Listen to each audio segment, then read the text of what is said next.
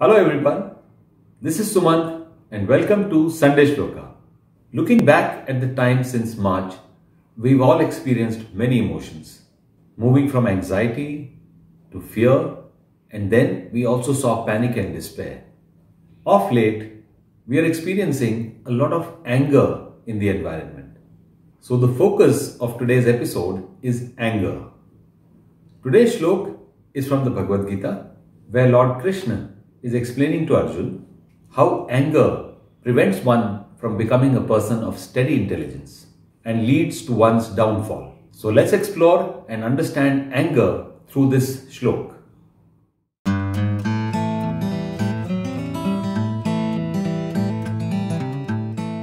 What I find particularly fascinating is how the explanation of the shlok connects perfectly with what we are studying today, and that is emotional intelligence.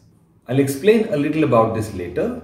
Now on to the shlok. The shlok says, Krodhat bhavati sammoha, sammohat smriti vibhrama, smriti bhramashad buddhinasho, buddhinashat pranashyati. Let's understand the first line. Krodhat bhavati sammoha, sammohat smriti vibhrama. Krodhat bhavati is an amalgamation of two words. Krodhan meaning from anger and bhavati meaning takes place. Sammoha means perfect illusion. And sammohat meaning from that illusion. Smriti meaning of memory. Vibhramaha meaning bewilderment. So put together, the first line means from anger arises perfect illusion or complete delusion. And delusion causes bewilderment of memory. Now let's understand the second line. Smriti bhramashad buddhinasho, buddhinashat pranashyati. Smriti bhramashad meaning after the bewilderment of memory. Buddhinasho meaning there is loss of intelligence. Buddhinashat meaning from that loss of intelligence. Pranashyati meaning one falls down. Put together, the second line means when memory is bewildered, intelligence is lost. And when intelligence is lost, it leads to one's downfall. In its entirety, the shlok says when one is angry, it leads to complete delusion. And delusion causes bewilderment of memory. When memory is bewildered, intelligence is lost. And when intelligence is lost, it leads to one's downfall. Now let's see what the shlok says and connect the dots with modern day emotional intelligence. There are two parts of our brain which come into play when we are angry. First is the emotional brain, and more specifically what is known as the amygdala. And second is the thinking brain, which is also called the cortex. When we are angry, it's the emotional brain which has swung into action, pushing us into a fight, flight or freeze response, thinking that it's protecting us from danger. Being in any of these three states, that is fight, flight or freeze, causes delusion and impairment of judgment or bewilderment as explained in the shlok. This emotional hijacking leads us to not being in a state of steady intelligence as described in the shlok. Isn't it fascinating how emotional intelligence was described so lucidly 5,000 years back? So, is anger entirely good or bad, healthy or unhealthy? Let's see. All of us have experienced anger and it's a normal emotional response. However, it is the intensity of our anger coupled with how often it happens and the nature of provocation which decide whether it is good or bad, healthy or unhealthy. When the provocation is minor and the response is disproportionate or uncontrollable anger, then it is not a normal response. It's a problem. Having understood that all anger is not good or bad, let's examine some of our triggers for anger. First are expectations. Expectations of ourselves, of others and the world around us. Second is our wishes when things don't happen according to our wishes. Third is expression, not knowing how to express anger. Fourth is losing patience. Number 5 is inherited tendencies, what we got through our genes, our DNA.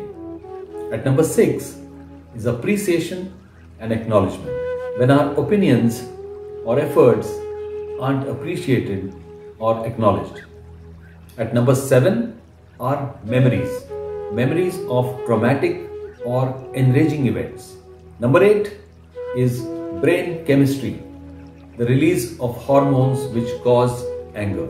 We are all aware about the harmful effects of anger on our physical and mental health, on our relationships and overall quality of life.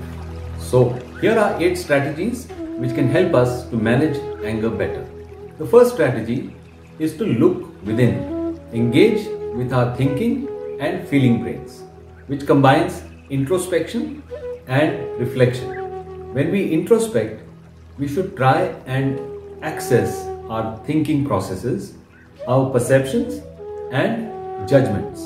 Reflection involves an analysis of our thoughts, feelings and emotions and actions. The analysis is valuable when we are able to break up our thoughts into smaller bits and examine them. The same goes for our feelings, emotions and actions. Strategy number 2 is changing the way we think, or cognitive restructuring as it is known. So we do well to notice and change our negative thinking patterns. Then explore ways to interrupt and redirect them. Strategy number 3, respond, not react. We must make use of our thinking brains as far as possible. Choose appropriate words and language that are not aggressive or offensive. Modulating our tone so that it is calm and yet assertive is very effective. Calibrating our body language, that is, the expression in our eyes, our gestures, our posture can communicate that we are not being defiant or aggressive. Strategy number 4 is to keep communicating.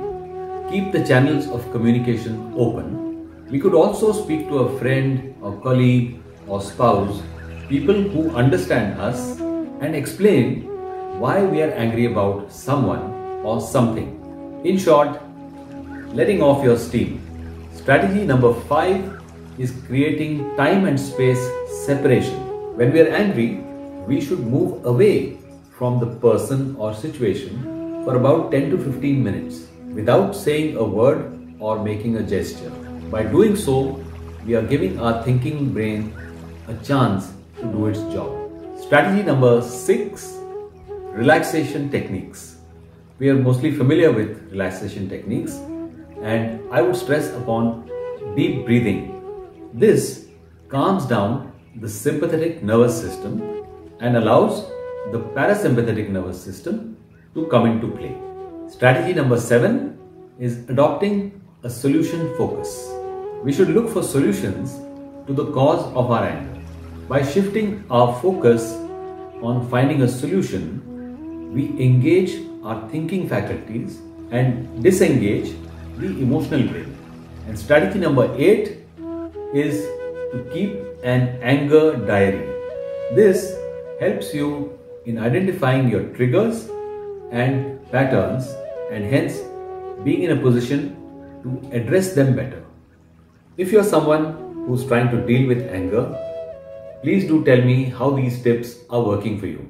You can share your experiences in the comment section below. So wishing everyone a calm, anger-free and happy life.